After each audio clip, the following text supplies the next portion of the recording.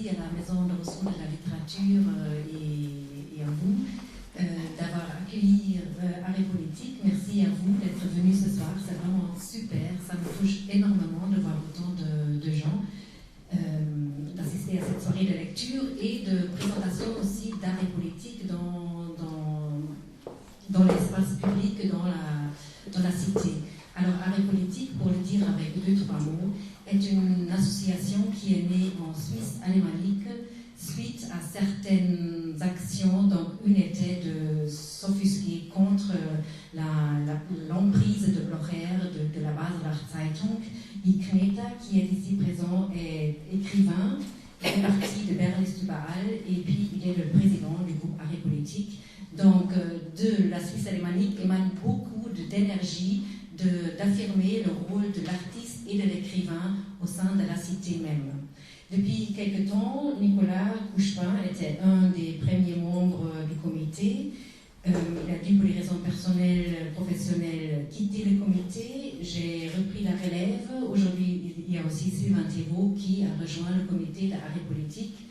Notre fonctionnement est ainsi que régulièrement, il y a au niveau national, donc pas régional, mais dans tout, c'est des sujets qui touchent toute la Suisse entière, des thématiques pour lesquelles nous sollicitons des artistes, des performeurs, des écrivains à fournir des prestations, soit des performances dans l'espace public ou de l'écriture avec lesquelles nous prenons possession pour les sujets d'actualité. Il y a toute une série de projets qui ont été menés jusqu'à aujourd'hui. Nous avons rencontré des réfugiés pour prendre la parole des réfugiés face à leur situation désastreuse, des renvois, etc. Nous avons fait des récoltes de projets d'écriture autour de la bataille de Marignan qui a été célébrée l'année dernière, qui a été très mise en avant par l'UDC, encore une fois, pour célébrer la neutralité suisse. Alors nous avons pris possession par rapport à ce sujet-là. Et il y en a plein d'autres. Tous ces sujets, vous pouvez les voir sur le site d'Arrêt Politique, arretpolitique.ch, si ça vous intéresse. Et avant que je ne l'oublie, par la suite, nous sommes contentes et heureuses d'avoir des membres nouveaux, nouveaux membres qui participent aux actions et qui montrent leur intérêt et qui soutiennent cette association, parce que l'association, évidemment, si elle n'a pas de membres, elle n'a pas de légitimité, c'est seulement par l'adhésion de beaucoup de personnes que nous sommes aussi encouragés à poursuivre nos actions. Et l'idée de ce soir, c'est donc que nous allons lire Odile Cornu, David Collin, Anne Pitelou, Sylvain Thérault, Nicolas Couchepin, moi-même, Heike Fiedler, des textes que nous avons produits soit pour les actions d'Arrêt Politique, soit pour d'autres actions politiques qui nous tenaient à cœur. Merci pour votre présence. Je ne sais pas qui veut commencer. Est-ce que vous m'entendez si je dis sans micro? Oui. Alors, je vais commencer par vous lire un texte qui avait été écrit pour l'action An deiner Stadt, à ta place, pour donner... Alors, je peux me présenter. Je m'appelle Odile Cornu. J'avais participé à une action d'Arrêt Politique qui visait à donner la parole à des réfugiés sans papier. Et qui était motivé à chaque fois par une rencontre effective avec une personne dont on allait pouvoir transmettre la parole grâce à l'écriture. Acte d'eau. Tu n'as pas 20 ans. Depuis 3 ans, tu n'as vu aucun membre de ta famille. Là-bas vivent 2 grandes sœurs et 3 petites. Pas de permis, pas de formation. Manque l'acte d'origine. Pas de formation. Suisse, Valorbe, Neuchâtel, par l'Italie, mais pas de traces. Pas de papier. Tu loges chez un ami érythréen, permis B. Sans permis, pas de travail. Juste une fois, 3 semaines, distribuer de la publicité dans des boîtes aux lettres. Un ami de cet ami t'a proposé. Toute la journée est 100 francs au bout du jour, et puis plus. Tu n'as pas de contact avec ta famille depuis 3 ans. Écris 2 lettres, pas de réponse. Et toujours pas d'acte d'origine. Électricien, ça t'aurait bien plu comme apprentissage. Pas de papier, pas de formation. Alors tu déambules. Le bord du lac, le week-end, il y a du monde, des gens de tous âges qui n'ont pas l'air pressés, des femmes, des hommes et des enfants, des gens que tu ne connais pas. Tu observes le lac, tu observes les Alpes, tu observes les gens, tu observes et tu déambules. Séparé de ton amie, 2 ans vous étiez ensemble. Elle, moitié suisse, moitié italienne, mais elle avait 15 ans. À 18, elle t'aurait épousé, mais ça n'a pas tenu. Pas de papier. Neuchâtel, c'est joli. Hein. La Suisse, c'est bien organisé, tout le monde à l'heure, c'est bien. En Guinée, c'est pas la même chose. On attend. Les taxis attendent d'être remplis avant de démarrer. 4 personnes derrière et 1 personne devant. Si tu es 2, tu attends. Une autre qui entre et encore une autre, une femme énorme qui te coince contre la portière, et un homme encore devant. Là, ça démarre. 5 passagers. Chacun paie selon la distance, plus tu vas loin, plus tu paies cher. Si quelqu'un sort, le chauffeur cherche un nouveau passager. Les taxis sont remplis. Hein. Ça cause, ça cause. Ici, c'est pas pareil. Tu parles peul. Pas l'occasion de parler ta langue ici. Tu aimerais bien parler peul, mais tu ne connais pas beaucoup de gens qui parlent peul comme toi ici, qui parlent peul avec toi. Tu parles français aussi, mais ce n'est pas ta langue maternelle, ça te demande un effort. Tu fais l'effort. Tu vis, tu observes, tu regardes souvent derrière toi. Si on te contrôle, tu ne t'énerves pas. Tu restes calme.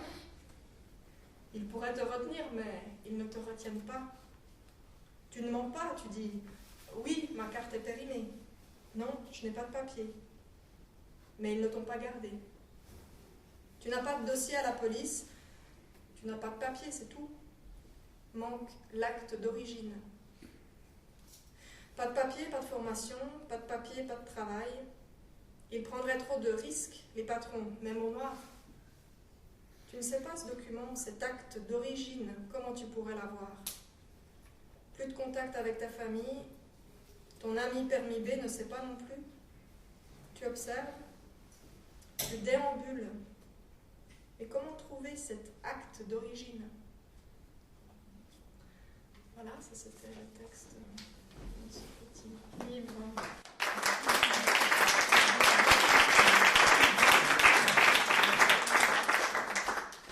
Je ne sais pas si j'ai encore un petit peu de temps.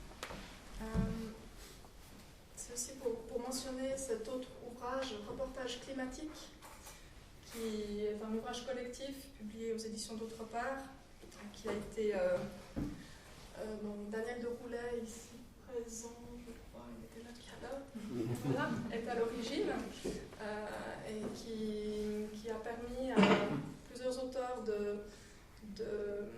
d'assister à Alternativage Genève il y a quelques mois, et puis d'en revenir avec des reportages climatiques, justement.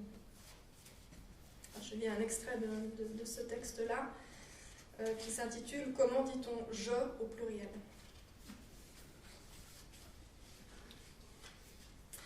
Je suis un informaticien heureux puisque j'ai trouvé une conjonction entre idéal éthique et compétences professionnelles. Convaincu de la première heure des logiciels libres et de la nécessité de relocaliser l'économie et les services, j'expose les motivations de mon engagement, parle de l'inscription de mon enseigne dans un réseau d'entreprises sociales et solidaires, réseau muni d'une charte. Je présente cet ordinateur, petit cube de moins de 10 cm de côté, qui ne consomme que 4 watts sans compter l'écran, alors qu'une tour en consomme facilement 60. L'informatique durable, c'est aussi ça. Non seulement contrer les grands groupes, dégoogliser Internet, promouvoir les logiciels libres, participatifs, ouverts, plus légers et donc plus faciles à installer sur des ordinateurs moins récents, mais aussi se préoccuper de la consommation énergétique de l'ensemble de ces appareils. Je fais partie des 60 000 personnes pourvues du premier Fairphone, fabriqué dans une entreprise hollandaise, émanation d'un projet en crowdfunding visant à plus de transparence dans le processus de fabrication, impliquant le design, la composition et la distribution d'un téléphone portable le plus équitable possible. Pour sa prochaine et deuxième version, les créateurs du Fairphone 2 tentent d'optimiser les processus qu'ils ont mis en place. Contrôle des matières premières, conditions de travail, rémunération correcte sur l'ensemble de la chaîne de production, durabilité et facilité de réparation des appareils, etc. Je suis un baba à rouflaquette, grise, et boucle à l'oreille droite. Je me récrie. Alors ils font comme tous les autres. Ils sortent déjà une nouvelle version. Ils nous poussent à la consommation. Je suis un informaticien consciencieux et réponds posément qu'il ne s'agit pas de ça, pas du tout, mais que si quelqu'un dispose d'un téléphone portable, il doit l'utiliser jusqu'au bout. Comme les concepteurs avaient épuisé la production du premier modèle, ils ont élaboré un second appareil qui s'approche encore plus des critères visés, sans toutefois y répondre totalement. Ce n'est pas une course à la technologie, mais bien plutôt une réduction de la distance qui les sépare de l'objectif. Je suis un chevelu chenu et m'insurge. Moi, j'ai pas de téléphone portable. Je me le fais d'ailleurs assez reprocher, parce qu'on n'arrive pas à m'atteindre, et on me dit qu'il ne faut plus que j'aille me promener seule en montagne, parce que s'il se passait quelque chose, on ne pourrait pas me localiser par GPS. Et à présent, même les créateurs du Fairphone développent leur seconde version. Je suis un informaticien durable légèrement limité, mais je continue mes explications, glisse dans la main du vieux une brochure d'information et lui dit qu'il comprendra mieux en lisant. Bon, je réponds. Pas dupe pour autant. On va dire que la discussion s'arrête là. Et avec le privilège de l'âge, je lui tourne le dos avec mon sourire de fouine.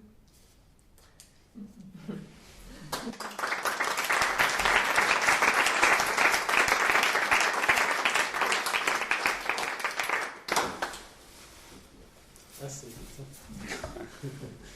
Tu te présentes avec C'est le précédent. Je présente, c'est ça? Toi. Je m'appelle Henri.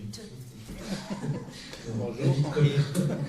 David Collin, donc je suis auteur, programme radio, homme de revue aussi. Et je me demandais, je me suis demandé longtemps, je serai encore tout à l'heure, qu'est-ce que j'allais lire ce soir.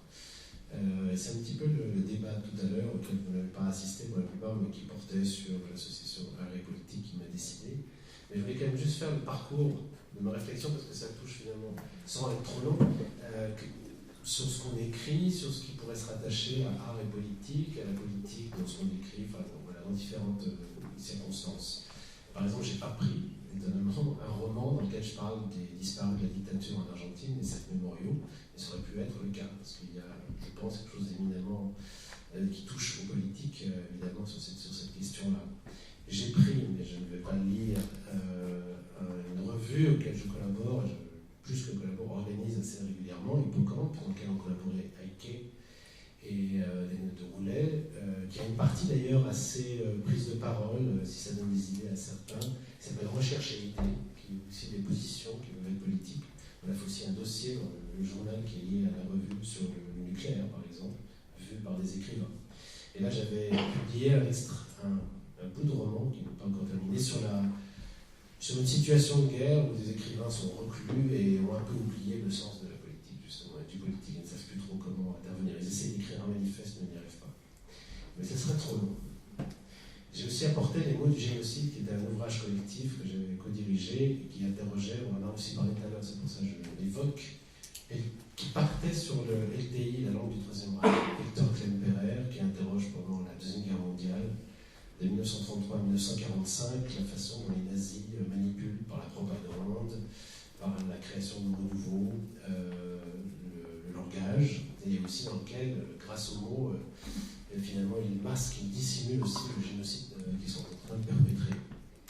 Arbeit macht frei, par exemple, qui était devant Auschwitz, c'est un terme assez étrange. J'ai pris aussi une autre revue, l'Atelier du roman, dans lequel j'avais écrit un texte sur Dublin, l'auteur de Alexandre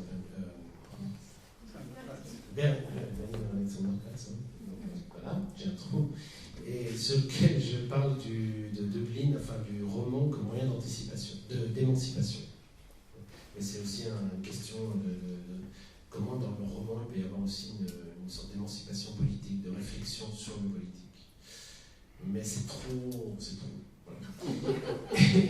Et enfin, j'ai pris finalement, j'ai décidé de lire quelque chose qui était en rapport avec un livre récent, le plus récent finalement que j'ai publié, auquel j'ai contribué, qui s'appelle Les Voix de Jacques Roman.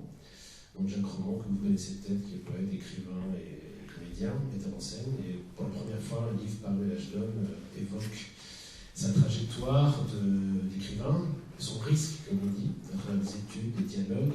On a fait un dialogue qui s'appelle Vos fils fascistes. Alors, on peut imaginer le rapport aussi que ça peut avoir avec cette discussion. Mais comme c'est un dialogue, je ne vais pas le faire tout seul. Cela dit, ce dialogue était né d'un texte de Jacques Roman qui s'appelle Les Lettres à la cruauté. On en publie 2 dans ce livre. Les Lettres à la cruauté, c'est la violence, la guerre, c'est le fascisme qui est là un peu partout, c'est la cruauté aussi de la vie parfois. Et ces lettres ont été publiées au Quadratin, avec une couverture qui fait très propagande d'ailleurs, avec un point d'exclamation rouge. Voilà.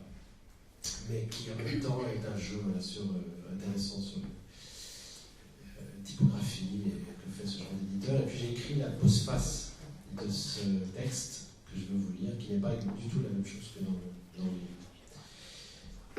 Et dans la postface, il y a une petite citation que je vous reprends après, qui est signée Anselme Kiefer, qui est exposée en ce moment au Palais de Beaubourg, je crois, qui s'appelle L'art survivra à ses ruines.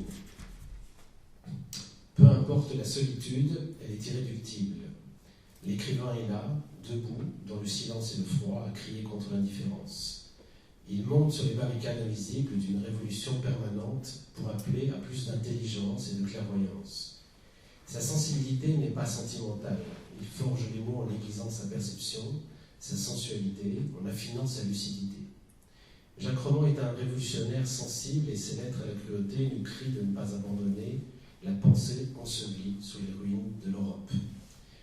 Heiner Müller, citation. Le poète n'est pas en vacances. À aucun moment il ne baisse la garde devant la cruauté des hommes dépourvus d'humanité. Le roman de Horace McCoy, On achève bien les chevaux, évoque à sa manière cette ténacité. La danse de Gloria et Robert n'a pas de fin. Elle dure jusqu'à l'épuisement des corps qui s'effondrent dans une dernière tension. De même, la bonne fatigue de l'écrivain est celle d'une durée qui ne craint pas de confronter le corps à la dureté de la piste, intacte au milieu des décombres, à la fatigue des muscles, à la violence de la répétition que l'orchestre lui-même nourrit et subit. Comme dans la symphonie des adieux de Haydn, les instruments quittent la fosse les uns après les autres, le chef d'orchestre résiste seul à l'abandon, il demeure à ses côtés le premier violon qui, envers et contre tout, joue sans relâche le fondement d'une petite musique intérieure qui s'appelle résistance. Écrivains, nous avons les mots pour partenaires, nous dansons sans fin avec la littérature comme des derviches tournoyants jusqu'au vertige, faisant naître des sensations inconnues, puis dans l'obscurité atteignant la focale subtile d'une vision, dans la page déchirée s'ouvrent des brèches, des éclairs de lucidité qu'il faut saisir au risque de s'y brûler, et peut-être parce qu'on s'y brûle toujours. Nous sommes tous en danger, disait Pasolini, mais le danger de la confrontation avec les mots vaut bien celui qui nous menace en permanence d'obscurité, pour ne pas dire d'obscurantisme. Non seulement il le vaut bien, mais il est nécessaire à la pensée. Il réchauffe l'esprit, ébouillante les clichés, donne des armes pour faire valser cette cruauté qui envahit toutes les sphères de la vie en pleine lumière. Face aux attaques meurtrières qui ont ébranlé la France en janvier 2015, l'écrivain se doit, comme à tout moment de son existence, à la vigilance des mots et de la pensée. Cette violence, favorisée par la radicalisation d'esprit abandonnée en partie par la société, n'est que la répétition d'une cruauté qui ne cesse de consumer le monde dans lequel nous vivons. Elle vient de loin, circule à l'intérieur de nous et fait trembler profondément les strates déjà ruinées de notre environnement consumériste, aveugle face à sa propre autodestruction. Comme le suggère Jacques Roman, qui n'a pas attendu ce retour de la terreur pour nous alerter et crier son désarroi face au silence et à la bêtise, la cruauté est doublement pernicieuse.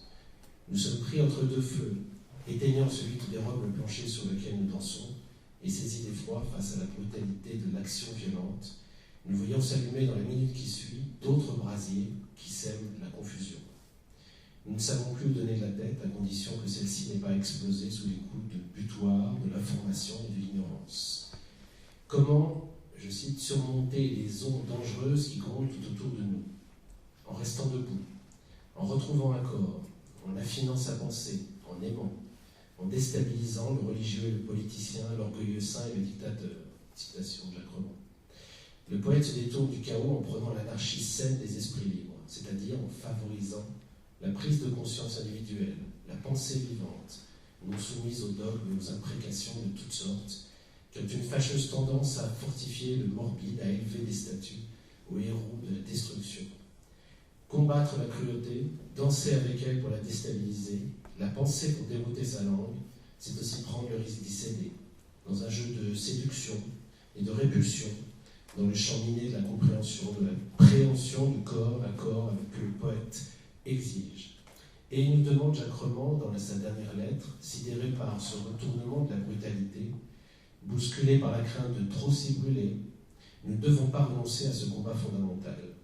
Ce n'est pas le moment de flancher quand la terreur des uns, radicalisée par la violence religieuse et la marginalisation sociale, fait monter la terreur des autres, qui prépare dans les nuits les plus sombres de notre existence, je cite, accompagnée de flambeaux, de claquements de drapeaux et de bottes, la vengeance assassine qui fera des ruines sur lesquelles nous dansons, bien pire encore que les ruines.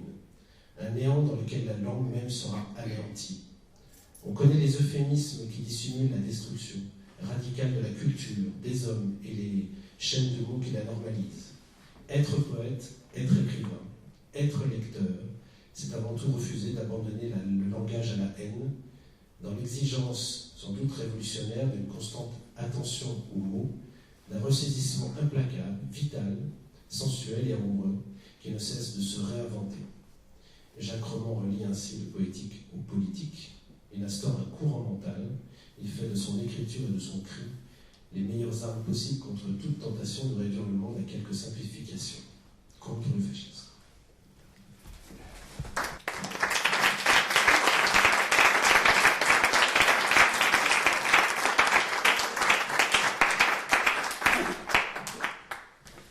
Alors Anne Pitlou, bonsoir, je suis journaliste au Courrier et je viens de publier un recueil de nouvelles. Et j'ai participé à une seule action d'Arrêt Politique, c'était en 2012. Arrêt Politique avait organisé une soirée au Galpon, une soirée de lecture. C'était à l'époque de toutes ces lois contre les mendiants, et notamment qui visaient notamment les mendiants roms. Et voilà, on était une dizaine à lire nos textes.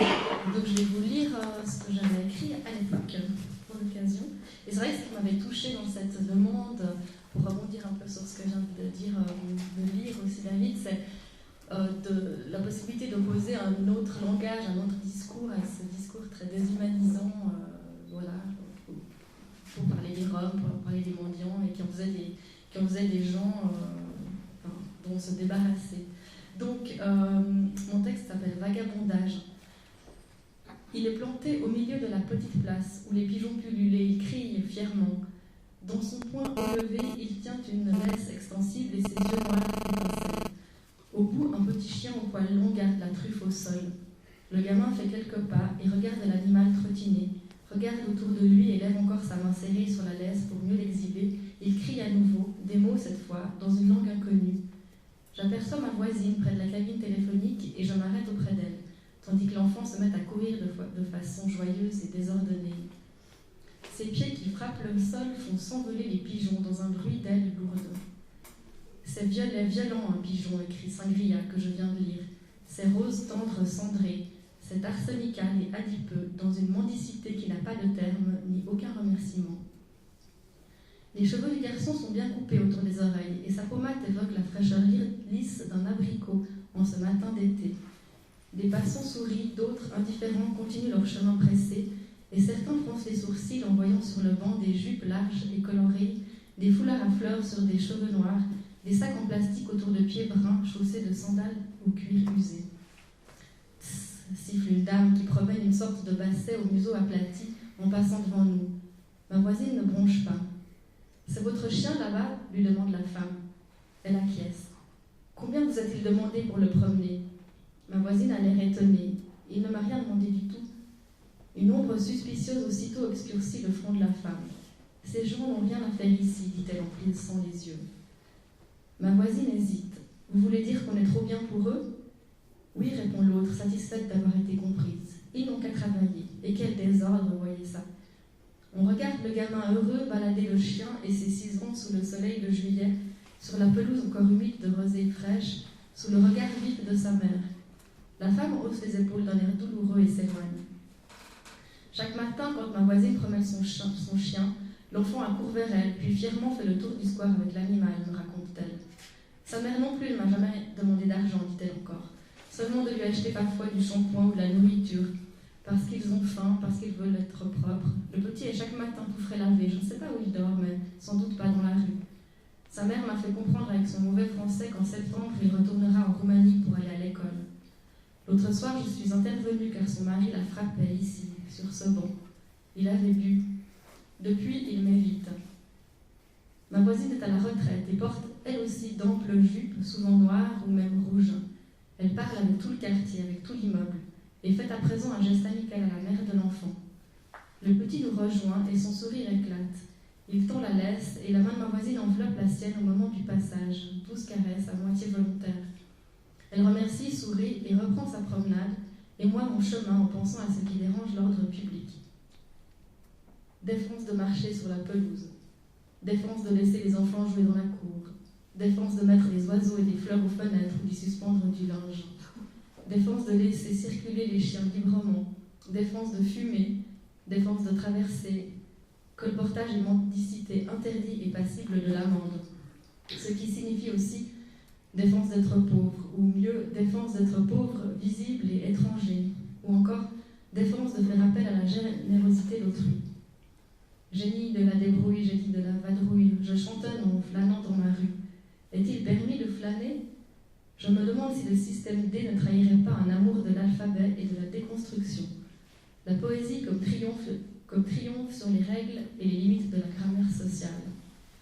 J'arrive au marché, perdu dans mes pensées, et mon pas se fait plus léger. Les musiciens jouent dans l'une des travées, et il me semble soudain que les pouls de la rue battent en cadence et que la lumière est plus vive. Je me balade entre les stands de brocante et les étals de nourriture, sous les arbres chuchotants et les airs d'un accordéon rhum miraculeusement joyeux et déchirant. Je me souviens de ce que m'avait dit un sadhu rencontré en Inde, l'un de ces sages qui ont renoncé au bien matériel. Je ne peux manquer de rien puisque le monde est le reflet de ma conscience. Envers lui, la charité est un désir, un bon point dans la balance des karmas. Il est un prince dans le dénuement auquel on remet l'offrande et non l'aumône. Il ne remercie pas mais bénit. Il vague et divague, l'esprit dans les volutes du cannabis qui ouvre sur le sacré, et travaille à ne pas agir afin de se libérer de la condition humaine. Les sadhus sont des drogués paresseux et des saints, des poètes libres et insouciants qui prennent des chemins de traverse. La transgression des normes et l'intrépidité désinvolte font partie de leur art de vivre au présent, puisque tracer une voie spirituelle est aussi une aventure. Alors, il y a encore toute une scène, mais je crois que c'est un peu long, donc j'arrête là. Ok. Alors, je finis. Une odeur de poulet grillé me tire de ma rêverie et me donne des envies. Je me glisse dans la file d'attente qui va le pavé devant une petite roulotte blanche. Avant moi, une poignée d'amis bavardent avec animation, et quand la musique se tait, toutes les têtes se tournent. 2 flics sont en train de verbaliser les musiciens. Ça fait du bien quand ça s'arrête, dit le vendeur au milieu de ses fumées odorantes et grasses, en tendant au client un lourd sachet blanc. L'homme approuve en empochant sa monnaie.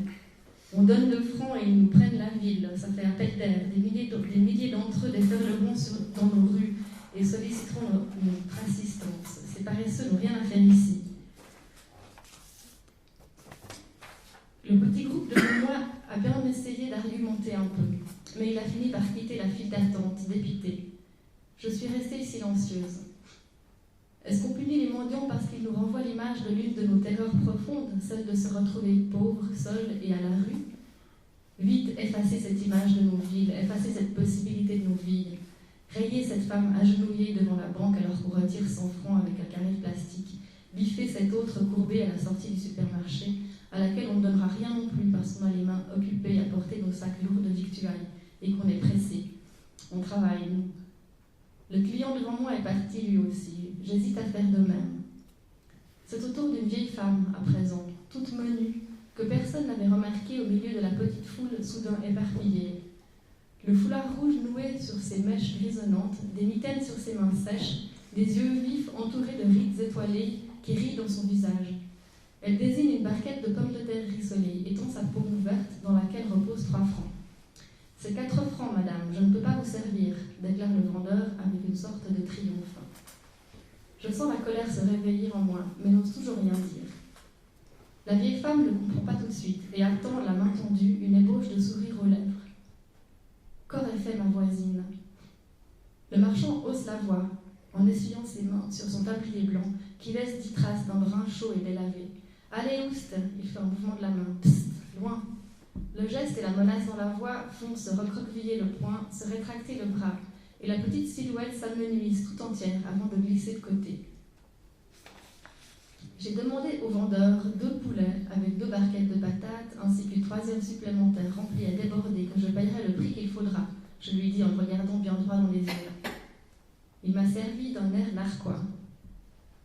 Depuis, chaque fois que je passe devant son kiosque, j'entends sa voix forte et moqueuse. « Ah, voilà la généreuse, on veut toujours sauver le monde !» Et il éclate de rire. J'ai en tête les images des tziganes de mes livres d'enfance, celles qui me faisaient rêver, diseuses de bonne aventure, liseuses de marc de café, de lignes dans la main, de boules de cristal, tireuses de cartes, un perroquet sur l'épaule. Je lui jetterais bien un sort.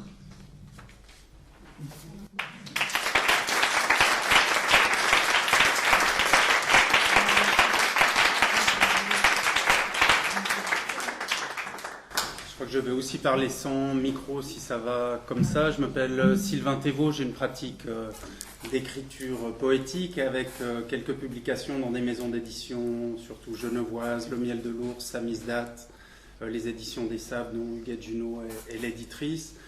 J'ai une casquette engagée en politique, étant élu dans le vénérable conseil municipal de cette ville.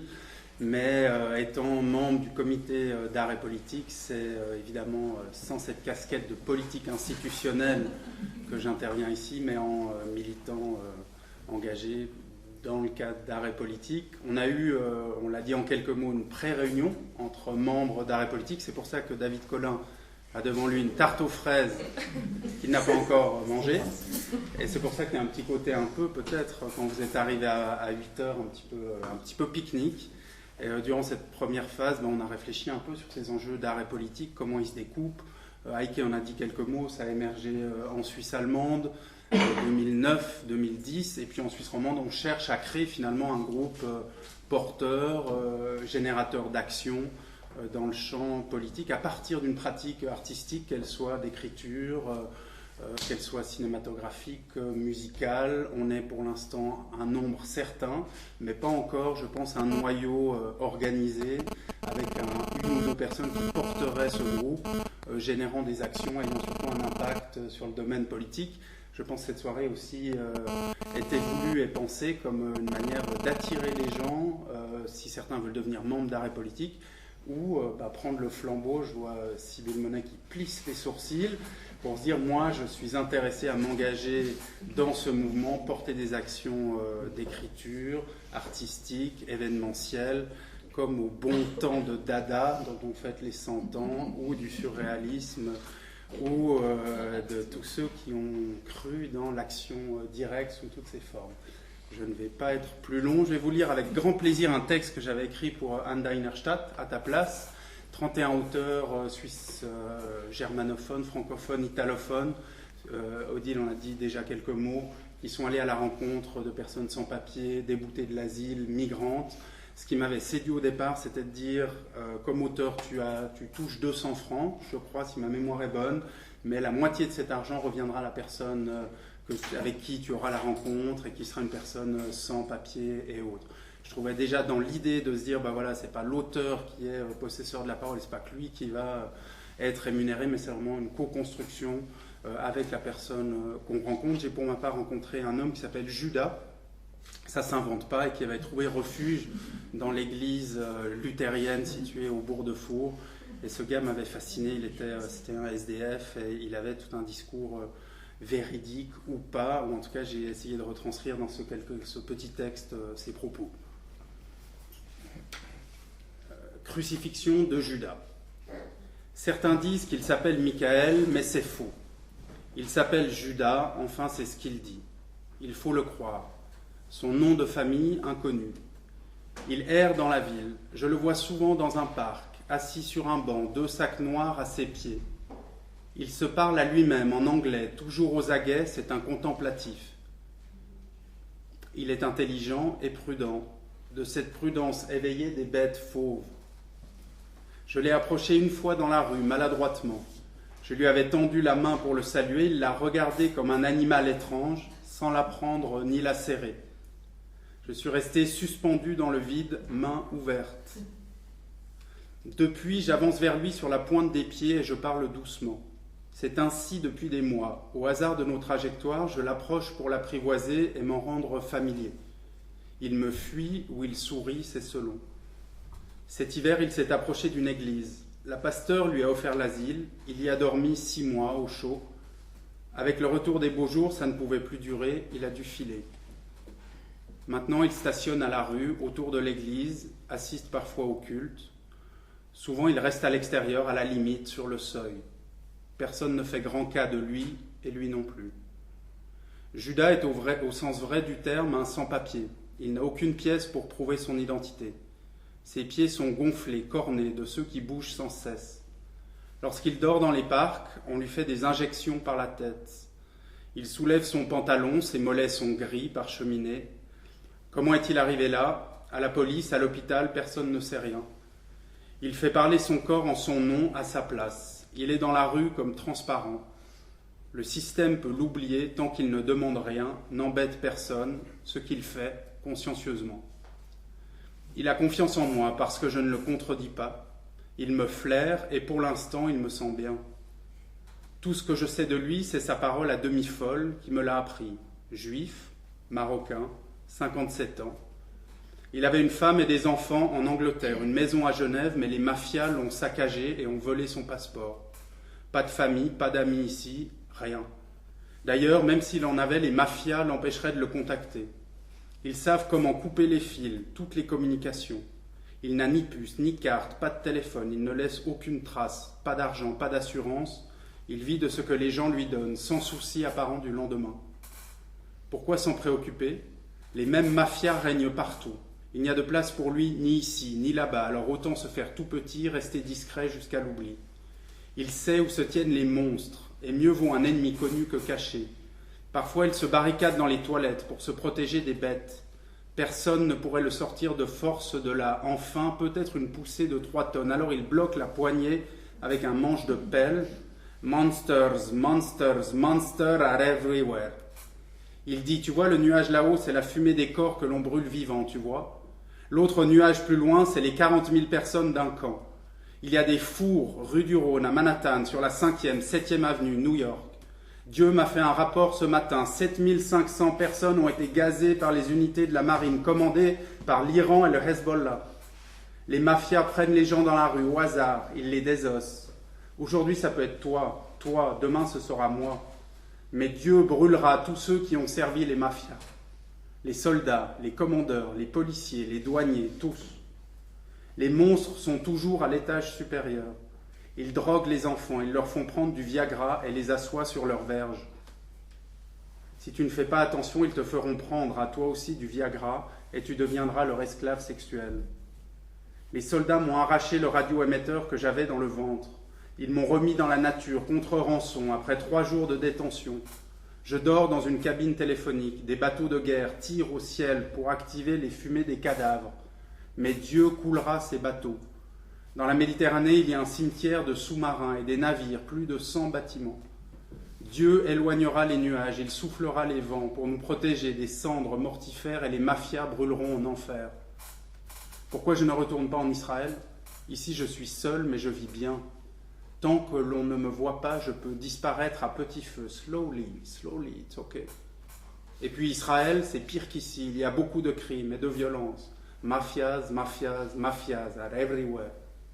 Judas fou, immigré, survivant des camps, bêtes, juives, enfants abusés, psychotiques, orphelins, poètes, fugitifs, traîtres, parasites, salauds, victimes, pervers, Judas, homeless, mystique, Judas, sans travail, sans papier, Judas, apatride, Judas, crucifié, enculeur de catégorie.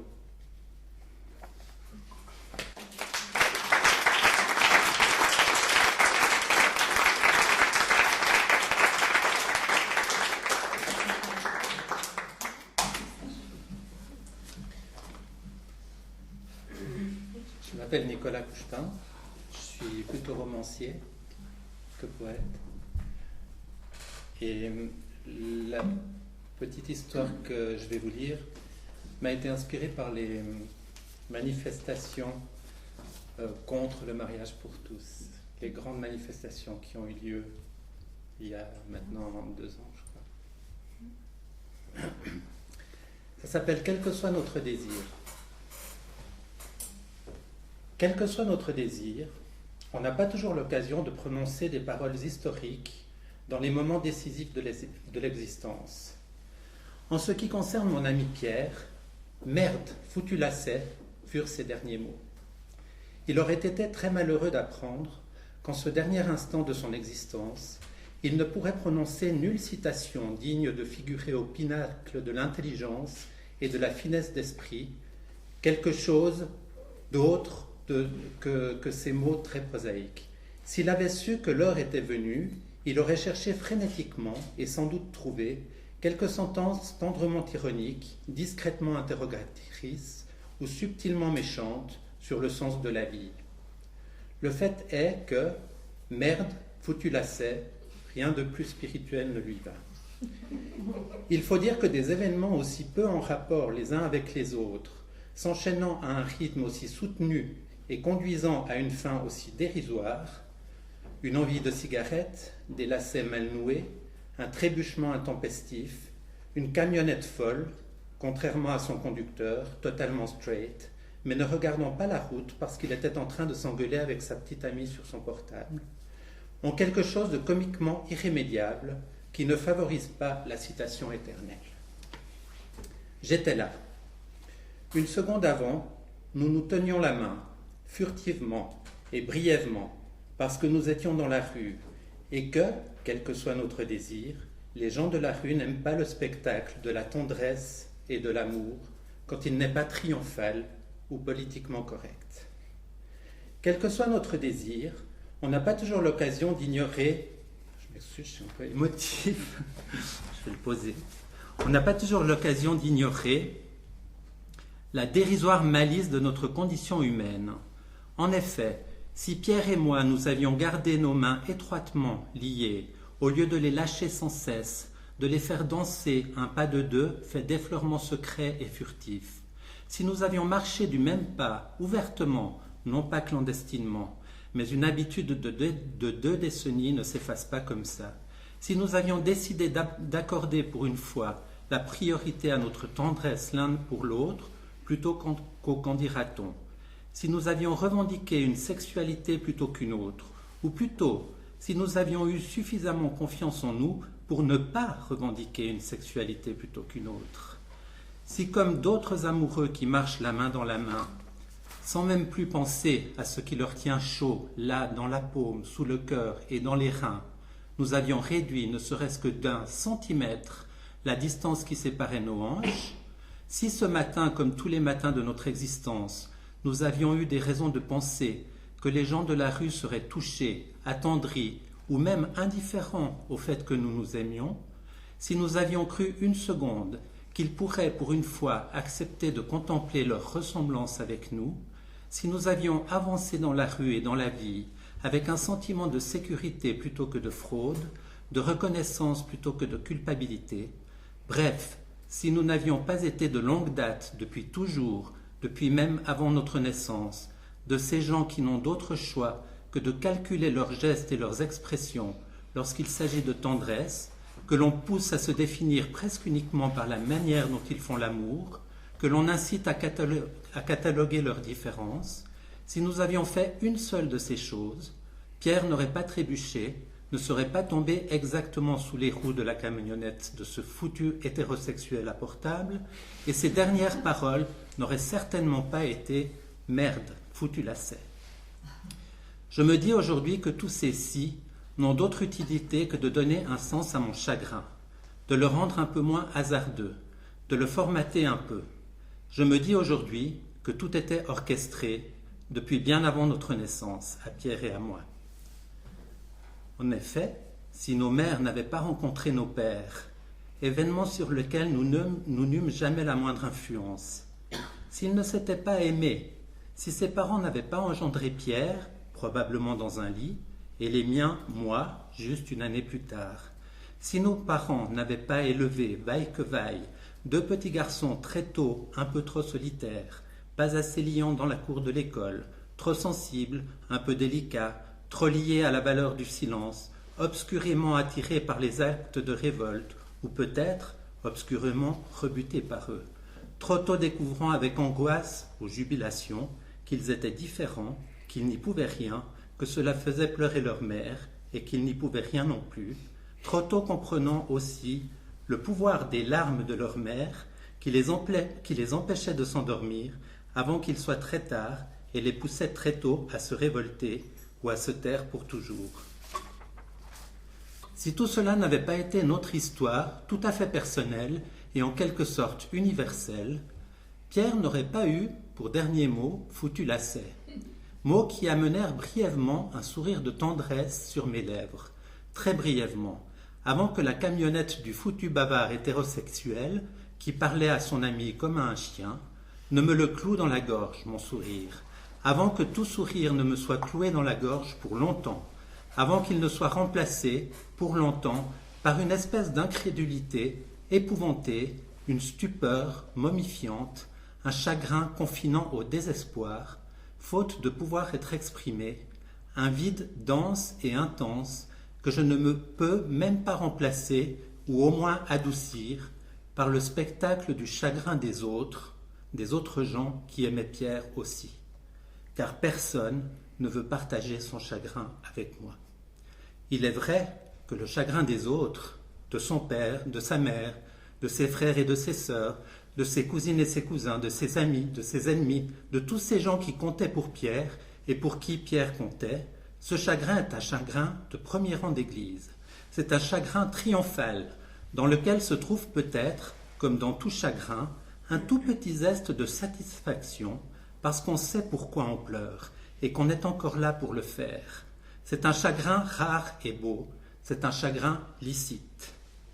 Mon chagrin, à moi, est un chagrin de requérant, d'immigré, de suppliant, de coupable, de dernier rang, de rappelez-moi votre nom déjà. C'est un chagrin sans définition précise, sans reconnaissance, sans intérêt particulier. Le chagrin d'un homme, comme ça, vous savez bien. La seule chose qu'il a pour lui, mon chagrin, c'est que c'est le mien. À moi seul, moi qui aimais Pierre et que Pierre aimait. Voilà quelque chose qu'on ne me prendra pas. Voilà la seule chose que l'on ne me prendra pas. Et voilà peut-être la justification de mon indicible chagrin. Pour ce qui est de notre amour, l'un pour l'autre, il n'y a pas de si.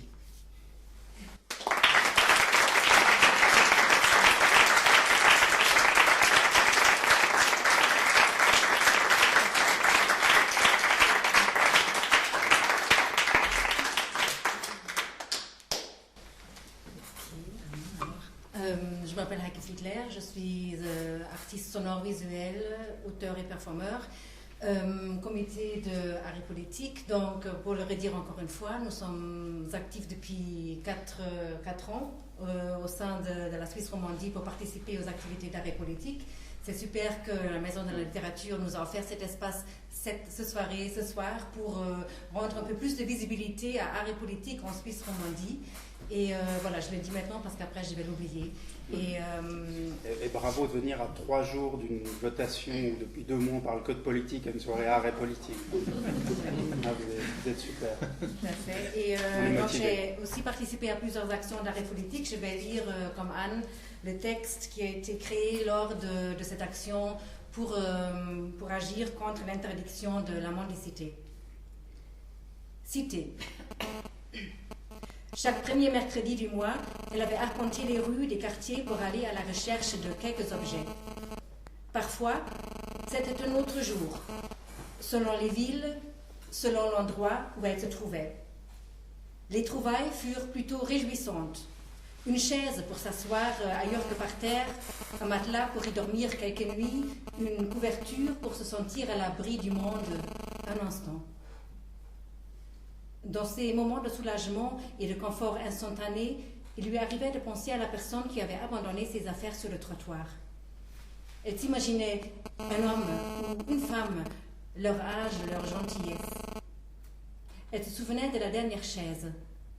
Son propriétaire devrait être plutôt jeune, une personne affairée, pressée, qui n'aurait pas eu le temps de s'arrêter pour la regarder, elle, assise sur le pont pour demander un peu d'argent. Et elle-même aurait à ce moment-là vu tout juste une paire de chaussures, des pantalons peut-être, avec un beau pli de repassage, ou peut-être des jeans ou une jupe. Souvent, on voyait des mots écrits sur les objets posés sur le trottoir, des mots comme « utilisable » ou « servez-vous ». Elle le savait car elle avait appris à lire à G, ville dans laquelle une amie de route l'avait amenée un jour. Ville où elle vivait d'abord sur ce grand terrain vague traversé par des rails et où plus aucun train ne circulait. Puis, sous le pont, au bord de cette rivière qui s'appelait l'Arve. C'était des terrains hors temps. De toute manière, le temps n'avait que peu d'importance, et encore moins depuis que la régularité des journées destinées au ramassage d'objets de toutes sortes n'existait plus. Elle ne savait pas pourquoi. Ces moments avaient rythmé ses semaines, l'avaient presque comblée de joie à l'idée de pouvoir se livrer à des activités qui l'arrachaient à sa solitude, qui offraient la possibilité de faire des nouvelles rencontres, d'avoir des échanges, de s'entraider. Elle y fréquentait même des gens qui n'étaient pas des gens de voyage, de passage. Et jamais elle n'avait vu de dispute à cause d'un tas d'objets trouvés. On se tenait plutôt les coudes, on se donnait des pistes pour savoir dans quelle rue chercher le jour suivant, et ainsi de suite.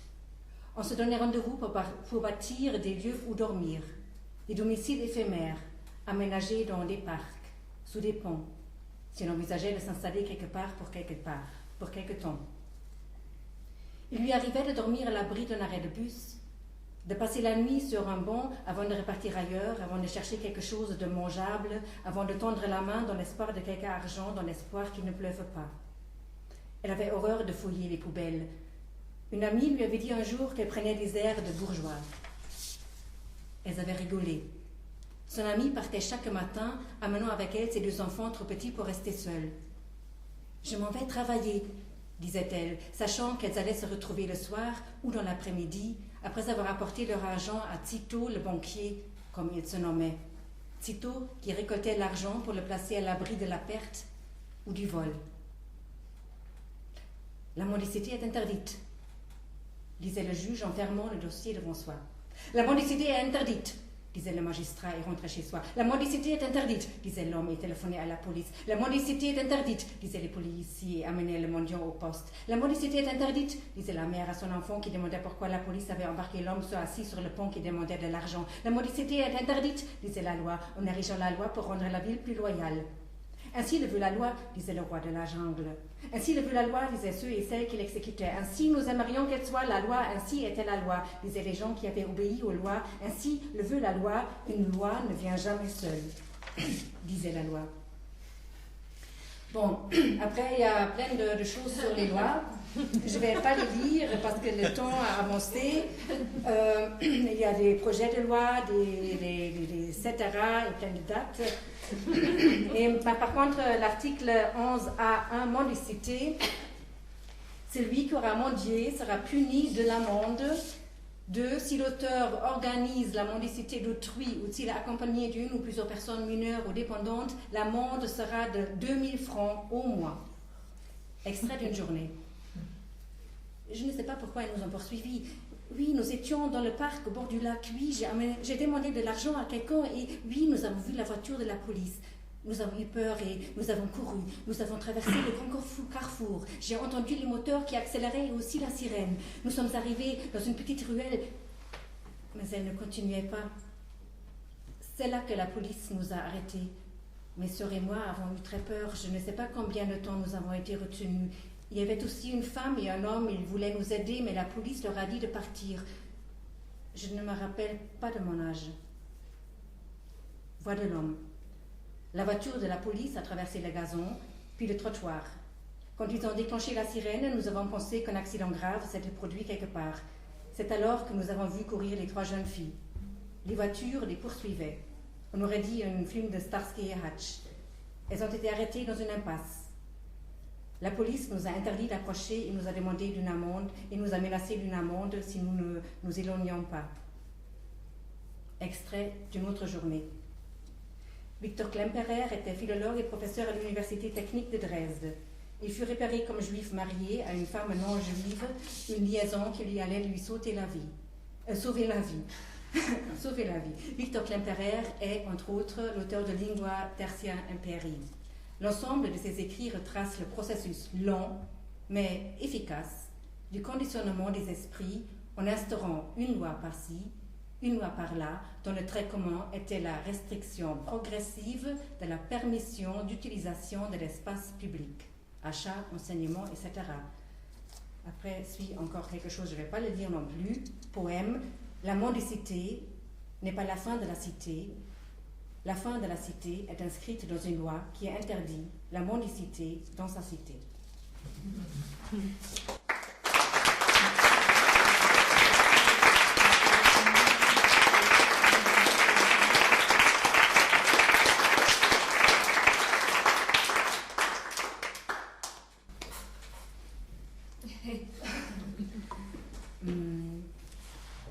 Alors voilà, le temps est très avancé. Merci de votre écoute. Et est-ce que vous avez des questions? Je pense que ça. Ou des remarques, des interrogations.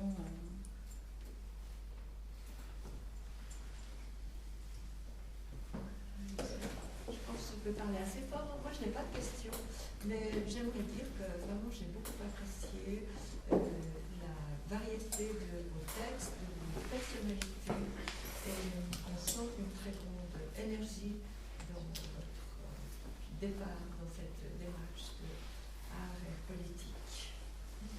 Merci. D'ailleurs, le site Art et Politique, il est sur Internet, évidemment, puisque c'est un site. On peut s'y inscrire, devenir membre. Il suffit de faire un clic, lire et s'intéresser davantage. Nous avons besoin de soutien. Et ça coûte pas cher. Hein. C'est 10 francs par année. Franchement, on peut faire mieux. Pas cher. C'est 5 francs par année? Non, 5 francs. Non, c'est beaucoup. Non, c'est un peu plus quand même. Ah ouais. Qui c'est qui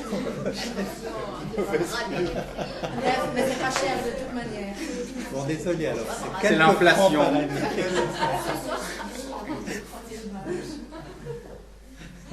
Ça existe depuis quand? Art et Politique depuis 2010.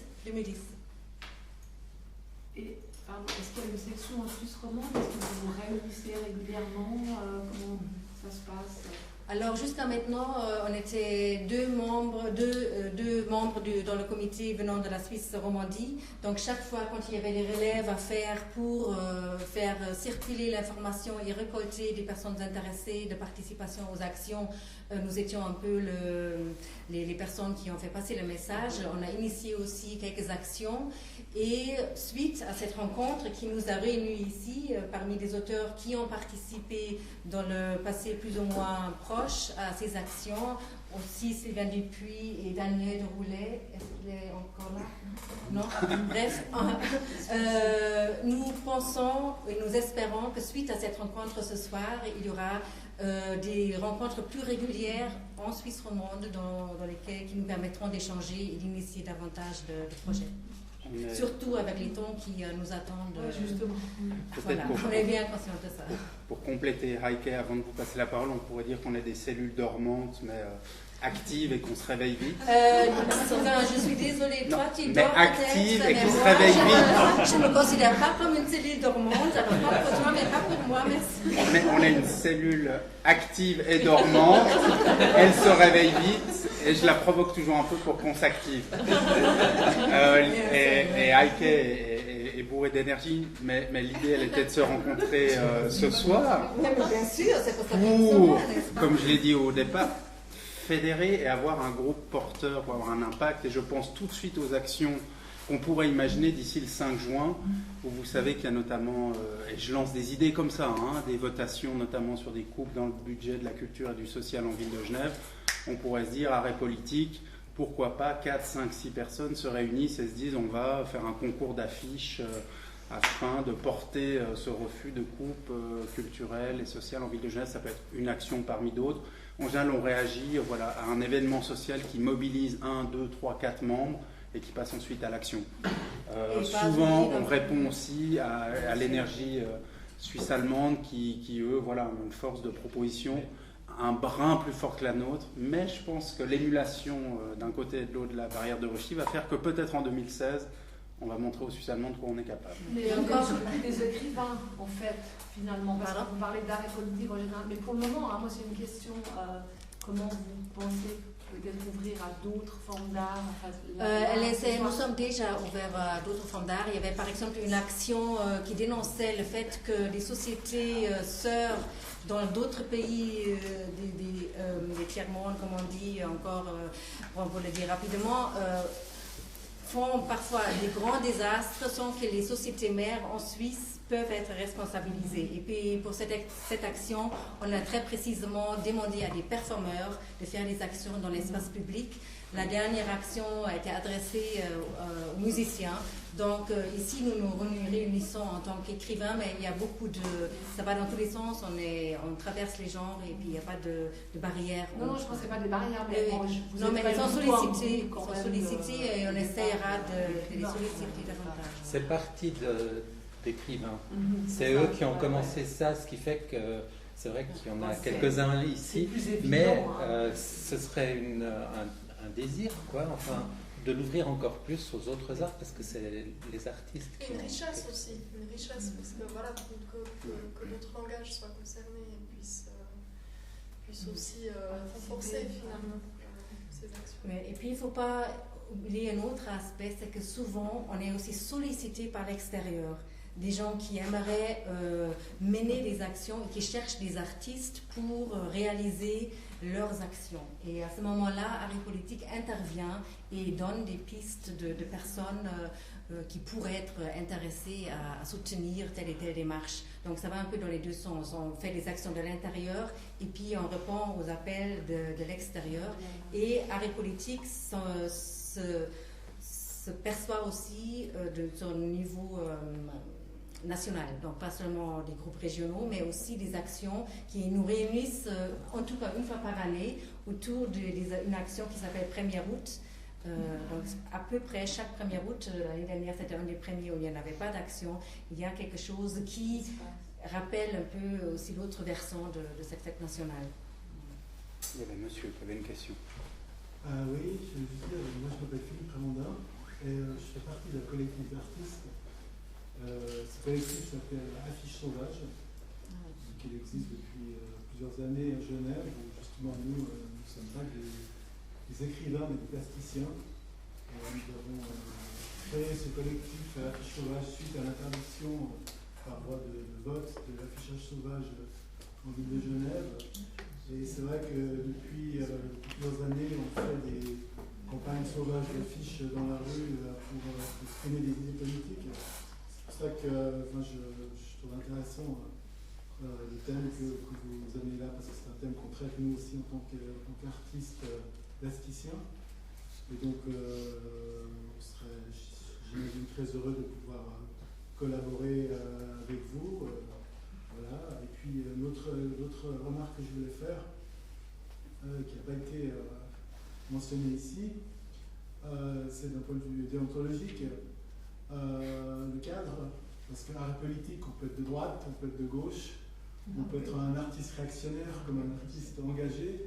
Donc, d'après ce que j'ai entendu, vous n'êtes pas de droite, vous n'êtes pas non plus réactionnaire, mais j'imagine quand même que vous avez des statuts qui définissent un peu votre ligne politique et artistique, et il peut exister, j'imagine, des statuts, enfin des choses qui se sont créées, qui définissent un petit peu votre démarche en tant qu'écrivain, en tant que personne citoyen.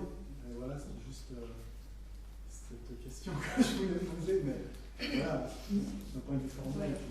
Alors, il y a les statuts, effectivement, et puis il y a tout un esprit aussi, un esprit collectif qui porte l'orientation politique, si j'ose dire, sachant que vous n'étiez pas là dans la première partie, mais je peux le rappeler, Art et Politique est né pour contrer Blocher. Donc c'est très clairement des actions concrètes qui sont menées contre les lois qui restreignent notre expression, notre démocratie en fait. Donc l'orientation politique, elle est de gauche. Maintenant, elle ne reflète pas un parti, elle reflète une éthique de citoyenneté qui va dans le sens plutôt anti-droite. extrême droite. Et puis ce qui est quand même important de souligner, c'est qu'elle est exprimée par ce qu'on sait faire. C'est pas, on fait pas de la, enfin moi je me sens pas faire de la politique. J'écris. Et puis c'est par là que je dis quelque chose qui me paraît à moi être un propos politique, mais on n'est pas des politiciens, il y en a assez, et puis ils parlent beaucoup, et on n'est pas en manque de ce côté-là. Donc, mais si vous allez par exemple sur le site Arrêt Politique, les actions ils sont très claires. On voit que c'est pas les partis bloc-chériens qui vont trouver une entrée dans Arrêt Politique. Personne nous a demandé. On interroge la société, on pose les questions avec une certaine direction. Voilà, mais j'imagine effectivement qu'il y a une charte, des textes fondateurs qui définissent une ligne et qui veulent aussi peut-être vont protéger aussi de personnes qui peuvent s'introduire dans votre association et d'amener des propos différents. Vous savez parfaitement. Voilà. Je voudrais juste ajouter qu'au groupe Dalton, juste avant qu'il ne se dissolve, il a donné donc l'ADS ensuite, il y avait eu une réunion pour décider de recevoir ou non M. Preisinger dans le sein, parce qu'il avait demandé son entrée. C'était l'ADS déjà. Il avait essayé d'entrer à l'ADS parce qu'il écrit des poèmes. Donc c'est exactement ce genre de terme. Et il avait écrit des lettres d'insultes parce qu'il n'avait pas été admis à l'ADS. Et donc c'est vrai, dans les temps qui viennent, que ce n'est pas une évidence que tout le monde soit solidaire de même position politique à terme et qu'il n'y ait pas des tentatives de manipulation, d'entrée, d'entrisme par des gens précisément de ce qu'on cherche à combattre. Donc il faut effectivement probablement anticiper sur des possibles récupérations qui vont toujours se fonder sur un rapport légal, sur un rapport de charte, enfin au nom de quoi est-ce que vous refusez, etc. Alors, il faut quand même dire aussi que l'ADS, au moment de sa création, a enlevé de ses statuts le mot socialiste. Et c'était aussi après un très vif débat. Et donc, il y avait quand même... Par rapport à cette crainte et cette crainte justifiée, je peux dire, peut-être tu peux me corriger, Guy ou Sylvain, nous sommes un comité de douzaine de personnes et chaque projet qui est soumis ou qui émane est discuté dans le comité. Et je pense, dans les discussions, nous avons déjà eu des moments où il y avait des voix critiques et puis nous arrivons à dire non, ça c'est quelque chose que nous ne souhaitons pas soutenir ou faire. Donc voilà, il y a le comité qui est là avec ce regard sur les choses qui peuvent se faire. Pour le moment, ça se règle comme ça. Catherine, si vous aviez un souhait par rapport à vos actions, c'est en quoi est-ce que les choses seraient différentes après avoir mené ces actions? Quels seraient les changements que vous aimeriez voir après dans les cités, ce serait ici comment? Moi, j'ai toujours dans l'idée, mais c'est difficile à préciser, mais je trouve que, enfin, je ne crois pas tellement qu'il y a les méchants d'un côté ou les imbéciles d'un côté et puis nous de l'autre, parce qu'on fait partie des autres évidemment. Je pense plutôt que il y a beaucoup de choses qui font que les fenêtres et les portes se ferment. Et puis, ce qu'on peut faire avec l'art, je suppose, et pas seulement l'écriture, moi c'est avec ça que j'essaie, mais ce qu'on peut faire avec l'art, c'est de réentrouvrir des portes.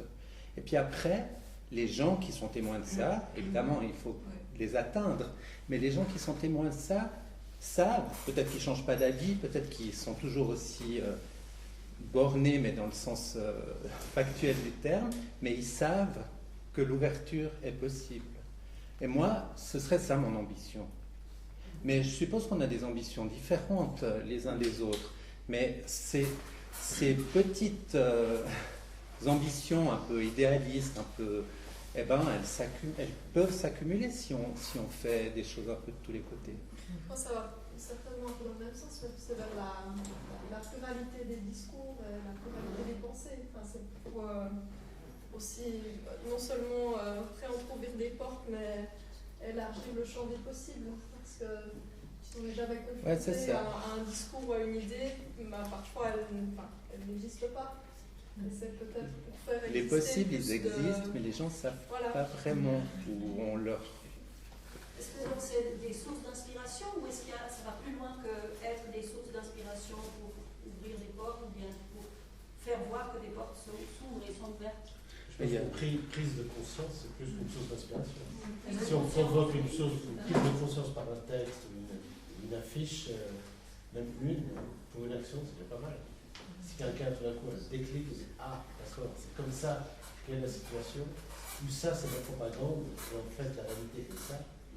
C'est peut-être un des. Puis une des forces des actions d'arrêt politique, c'était que certains textes ont été mis à disposition des journaux, des médias, que ce soit en Suisse alémanique ou romande, ça a été assez repris. Et je trouve que du coup, ces discours, ils vont vers les gens pour rien demander. C'est pas comme aller à une soirée littéraire. Et simplement ça que dans la presse, dans les médias, il y a tout à coup des textes littéraires qui...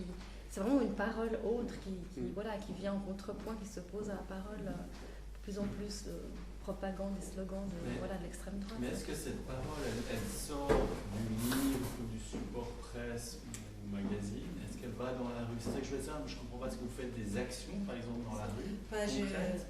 Tout à l'heure, je mentionnais des performeurs qui ont fait des performances sur les places publiques à Berne, à Bâle. Donc, c'est très clairement. Avec ce livre ici, Deiner Stadt, on était dans plusieurs lieux en Suisse romande pour lire nos textes. On était ici dans une librairie, on était à la Chaux-de-Fonds dans une usine. Donc, avec ça, très concrètement, on a pas mal circulé. Il y a des lectures qui se sont faites en Suisse alémanique, etc. Et puis, oui, ça sort déjà rien par la presse, comme tu disais. Et des actions dans la rue, oui, ils existent. Et c'est envisageable aussi d'en faire plus par la suite. Peut-être rappeler aussi que lors de l'élection au Conseil national en octobre, il y a une liste art et politique qui a été constituée à Zurich. Donc des artistes qui ont estompé cette frontière artiste ou politique, mais qui sont devenus, est-ce qu'ils sont devenus des politiciens? Je ne sais pas, mais en tout cas, ils se sont portés candidats sur les listes pour le Conseil national en portant cette parole d'artistes engagés jusqu'à vouloir siéger. Donc les frontières, elles ne sont pas complètement étanches, mais ça peut être une réponse très opérationnelle, très concrète. Moi, j'ai dit comme ça, en vue des votations du 5 juin, de lancer une liste, dire tout d'un coup avec Philippe, on fait des affiches, on les met dans la rue pour remporter un vote, ou ça peut être un peu, comme on a dit, une bataille idéologique, une bataille de contre-pouvoir, une bataille qui vise à insuffler une autre respiration, puis une autre dynamique dans le débat public. Après, tout est possible, de la performance à l'action, à des choses ironiques ou avec de l'humour.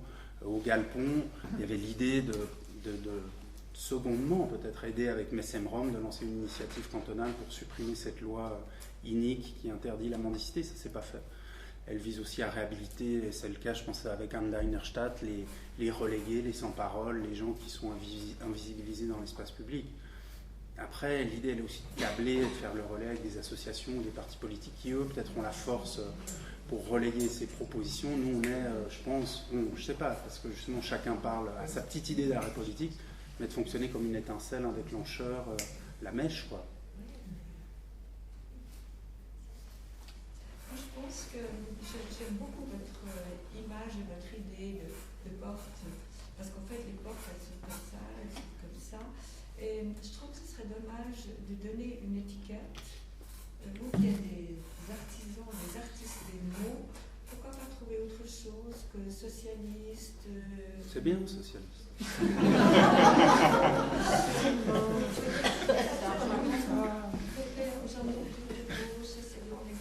Socialiste. J'ai l'impression que vous pouvez trouver quelque chose de plus subtil, plus citoyen. Vous voyez, je suis très citoyenne. Oui, c'est vrai que moi je rebondis là-dessus. C'est vrai que parce que je suis aussi en ce moment à fond dans le dadaïsme. Et je travaille sur ce thème. Il y a quelque chose de très très beau que dont je me souviens par rapport à ce que j'ai lu, c'est qu'un artiste n'est pas un politicien. C'est-à-dire qu'un artiste se place hors du politicien. Ça ne veut pas dire qu'il ne fait pas la politique, mais qu'il s'exprime en tant qu'artiste avant tout, et que son discours soit politique, c'est certainement une réalité, mais que son identité avant tout, elle est celle d'être un artiste. Et un être humain aussi. Et un être humain. Et de bien faire cette distinction, parce que c'est une alliance qui est superbe et qui en même temps assez dangereuse et assez délicate, mais ça ne veut pas dire qu'elle ne peut pas exister. Mais je rejoins aussi ces propos de dire que avant tout un artiste est artiste. Et voilà, après il y a ses idées politiques bien sûr, mais c'est juste que c'est un équilibre qui est fragile et qu'il faut être attentif à ça. Faire attention à la contre-propagande pourrait devenir une forme de propagande aussi. Enfin, c'est ça. L'artiste, il est dans le déraillement, il est dans le biais, il est dans le dérangement, dans le déplacement. Il n'est pas dans une... C'est pour ça qu'on n'est pas... on n'est pas des institutions, on n'est pas affilié à une partie, on est assez libre. Je pense, après, est-ce que l'art pour l'art, ou est-ce que l'art peut aussi être autre chose, ça c'est une discussion qui est sans fin. Moi, personnellement, je pense qu'il y a des artistes qui ont des actions politiques très engagées, puis c'est sur le drapeau suisse, c'est une action politique, artistique, à valeur politique très forte. C'est ce qui, mais je ne me rappelle plus maintenant comment elle s'appelait. Hirschhorn, voilà, merci. Donc, oui, artiste et artiste, écrivain et écrivain, mais nous avons nos manières de nous exprimer à des moments donnés, tout au long de notre existence. Donc, ce n'est pas parce qu'on est ici ce soir qu'on fait non-stop de la politique ou l'expression citoyenne éclairée, politisée, militante. C'est pas du tout ça. Il y a peut-être aussi une autre fonction qui est presque de contagion. On a parlé tout à l'heure à une réunion un peu plus interne de présence dans les classes aussi. Et moi, ça m'a fait penser à peut-être un ouvrage dont vous avez entendu parler qui s'intitule Les Irremplaçables de Cynthia Fleury. C'est une forme de philosophie politique qui met en avant le fait que si quelqu'un, dès son plus jeune âge, de préférence, a un accès à l'expression quelle qu'elle soit, mais aussi l'expression articulée de la parole, de l'écriture aussi, c'est ce qui me touche en particulier, cette personne va pouvoir aussi prendre plus facilement sa place dans la société et se sentir irremplaçable dans la société, ce que nous sommes chacun. Voilà, on est des irremplaçables rassemblés. Et peut-être que par l'écriture, par la contagion de l'écriture, d'un autre type d'art, on peut renforcer ce sentiment de se sentir citoyen du monde à sa place et ayant une fonction, donc une irremplaçabilité, et aussi une force d'action. Ce que vous voulez dire, c'est qu'on est dans le politique. Et pas dans la politique. Et c'est là toujours avec ce mot identitaire, c'est le politique. Ouais. Et dans le politique, c'est l'idée, c'est la philosophie, c'est l'identité du citoyen, comme vous dites vous-même, qui fait partie de Polis, la ville. Donc, des citoyens, nous tous. Or, toute coloration de la politique est un autre jeu spolié avec tout ce que nous connaissons malheureusement. Tandis que là, c'est véritablement au niveau de l'idée, et c'est là où l'on rejoint. Et quand vous dénoncez actuellement, je trouve, moi, ce qui me touche le plus dans le monde de l'art, actuellement, c'est le dessin. C'est les humoristes. Et actuellement, et en Suisse, je veux dire, c'est extraordinaire. On a même Herman, je veux dire, il se lâche maintenant véritablement, et d'une manière. Et c'est remarquable, parce qu'on est dans la réflexion sur l'être humain, et en même temps, il y a toutes les strates. Et c'est ça, mais ça ne nous cantonne pas dans ces oppositions manichéennes, la droite, la gauche, le bien, le mal, que tous les politiques essaient On essaye de nous monter les uns contre les autres toujours. On a le politiquement correct, le mot que l'on peut dire, le mot qu'on ne peut pas dire. Vous aviez dans tous les interdits que vous avez donnés dans tous vos textes, où on finit par dire que, n'est-ce pas, en Suisse, tout ce qui n'est pas interdit est obligatoire. C'était la définition quand j'étais jeune, il y a longtemps. Déjà. Et donc, effectivement, c'est ce regard et de dire, au fond, on a ici l'homme est né libre et on a toute la question sur la liberté. Où elle est? Est-ce qu'on peut dire? On ne peut pas dire? Qu'est-ce qu'on peut dire? Si on dit telle chose, on vous étiquette. Donc on est tout le temps mis dans des catégories. Et c'est là, vous-même, dans vos questions, moi, ça me frappait, où chaque fois on essaie de se définir par rapport à une catégorie. Vous avez dit, l'artiste, il est au-dessus. Et si on commence à jouer le jeu de la catégorie, on est foutu. Mais il y a quand même un fondement du politique qui doit faire face à la politique. À la politique de l'UDC, par exemple. Oui, mais si on se parle exactement, on avait une discussion tout à l'heure, justement, au moment, si on se met au même niveau de discours, souvent, avec la démagogie, on est perdant. Si on retourne, par l'ironie, par la distance, par autre chose, à ce moment-là, on réacquiert une liberté dans l'expression. Si on se met dans le même langage, le type vous dit merde, et vous lui répondez par autre chose 3 fois merde, je veux dire, on est au même niveau de merde. Ce qui est paradoxal, Alix, c'est que tu as aussi créé des catégories en disant la politique, le politique. Philippe a dit l'artiste, le politicien. Non, en français, le politique et la politique, c'est deux choses. Donc les catégories, on n'est jamais au-dessus, on n'est jamais, comme on dit, on n'est jamais en dehors des catégories, on n'est jamais hors de ce champ-là. Et c'est pour ça que la dimension de l'artiste, si je peux encore prendre 2 minutes là-dessus, qui serait dénouée de la politique ou du politique, moi j'y crois assez peu. Je pense que aussi, c'est pas ça que tu voulais dire, mais je rebondis là-dessus. C'est ce que j'ai cru entendre. Ce que j'ai. C'est pas juste, c'est pas ça. Mais c'est ce que toi tu disais. Tu disais il y a l'artiste et le politicien. Or moi je crois qu'on peut être artiste et politicien. Et je crois que l'artiste peut vouloir faire dérailler, mais il peut aussi renouer. C'est pour ça que vous réagissez comme ça. Non, mais moi je pense pas que moi je suis politicien et que tu ne l'es pas. Enfin, je pense qu'on est tous citoyens, militants avec des identités multiples. Et que si à un moment on dit les politiciens c'est eux qui ont la parole de la politique et les citoyens ils l'ont pas, ils ont juste la parole artistique, je pense que on est dans les catégories, c'est ce que je reprochais un peu. Mais on est plus que Et lui, il a dit, on lui a dit, mais moi, ça ne m'intéresse pas d'être contre. Parce que si je suis contre, ça veut dire que je dépends de la personne contre qui je suis. Voilà. Je ne veux pas être contre. Si je suis contre, je suis lié à cette personne avec qui je suis contre. Et je suis plus libre.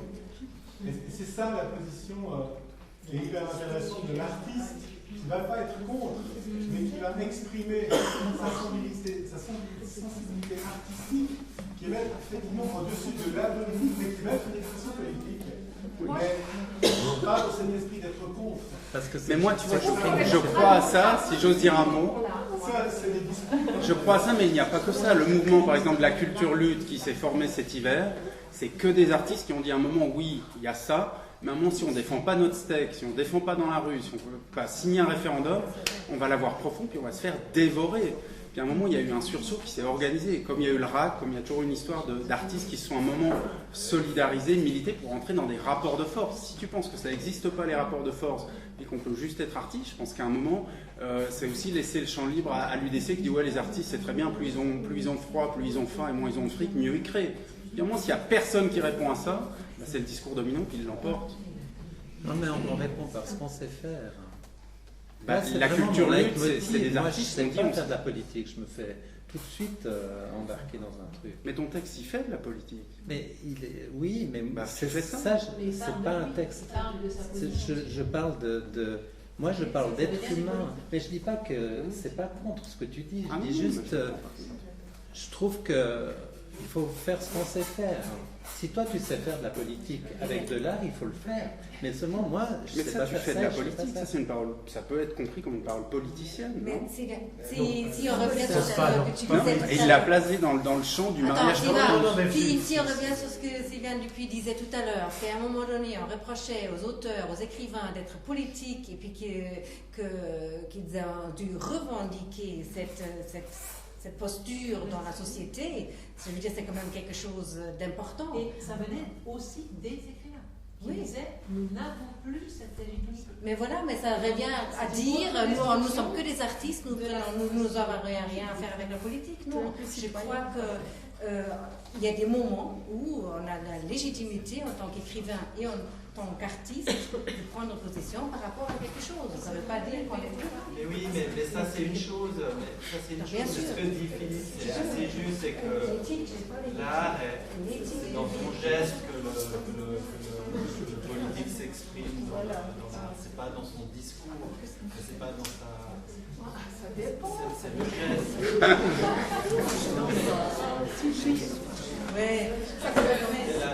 La poésie peut être une forme d'art résistant et politique, parce que justement il échappe à un certain nombre de formatages. Mais c'est ça où je pense qu'il voulait dire qu'effectivement, c'est pas que l'artiste est au-dessus et qu'il est juste là pour égayer le monde et rendre les choses belles et sympathiques. Il est aussi là pour penser, mais je pense que c'est ça. C'est ça, c'est le geste, et c'est sa manière, et c'est la manière avec laquelle il travaille. Il est, à mon avis, je suis assez d'accord avec toi, c'est dans son geste et dans sa manière que le politique s'exprime fondamentalement chez un artiste. C'est pas forcément dans son discours, dans son militantisme, c'est dans sa forme, c'est dans son geste, et c'est dans son... Après, qu'il y ait des artistes qui utilisent le discours politisé ou le politique pour exprimer des idées, ça c'est une chose. Mais effectivement, Duchamp, c'est dans son geste radical qu'il est politique. Et c'est dans son geste radical qu'il remet en question un certain nombre de conventions. C'est dans ce sens-là qu'il devient politique. L'histoire qui n'était même pas de Duchamp. Non mais c'est juste une histoire de langage. Il y a le geste de l'artiste et puis il y a le discours de l'artiste qui est deux choses. Puis je pense qu'on a chacun ici des visions différentes. C'est aussi la richesse de l'art et politique. Enfin, je veux dire, on a chacun ici des visions différentes de notre engagement personnel. Je pense que la tienne n'est pas la mienne. Je dis que là, c'est une forme et qu'on n'a pas à jouer le même jeu que des gens à slogan, que des gens à discours simple. C'est une forme, donc l'élaboration d'une forme, c'est du symbolique, et ça, on veut nous l'enlever. Je veux dire, le monde politique, le monde économique veut nous enlever le droit d'élaborer du symbolique. Et puis, et c'est ça qu'il faut revendiquer. Donc il faut rebaptiser art de résistance, pas art de politique. Je crois que de toute évidence, c'est une conversation passionnante qu'on pourrait durer encore et encore. Merci à tous en tant qu'artistes et citoyens d'exprimer ce soir. Et je vous invite surtout à poursuivre cette discussion au autour d'un verre. Et merci à